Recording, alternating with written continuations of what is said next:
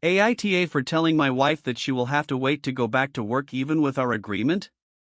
When my wife and I decided to get pregnant, we agreed that she would stay with our son for the first 2 years and I would spend another 2 years until he started going to school. My son, due to birth problems, was born with health problems, and because of this, there is a higher cost with doctors, exams, medicines, and even with the health plan, we still have a lot of expenses.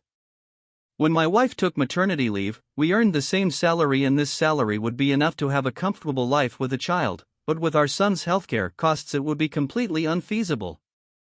We currently have good financial conditions because I got promotions that increased, and it is possible to have a comfortable life and provide all the healthcare for our son. Our son is 1.5Y, and we sat down to talk about these plans.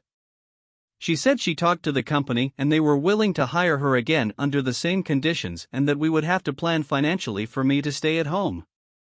I was very honest in paraphrasing. I said, "Look, I know that our plans were these in the beginning, but we were only able to have this comfortable life because of my salary. If we depend only on yours, it will totally compromise our income and not give us the same quality of health for our son. I'm sorry, but you being the sole provider in the house is not possible, and I'm not going to do this with our son. Daycare is not an option for us because my wife is completely against it due to the bad reputation of these places in my country, and it has always been her wish to only enroll in school at the age of 4. She argued, saying that it was our agreement and that she supported me being at home, and now it's my turn to give her that chance. I understand, and if it were the situation we expected, I would agree and do it, but that's not our reality, and I'm not going to do that with our son, and you'll have to wait a little longer, unfortunately." She was very upset, saying that I went back on our initial agreement and wasn't committing to something.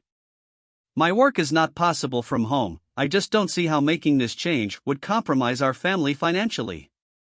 I admit that maybe it was a failure in our communication, but on the day-to-day rush.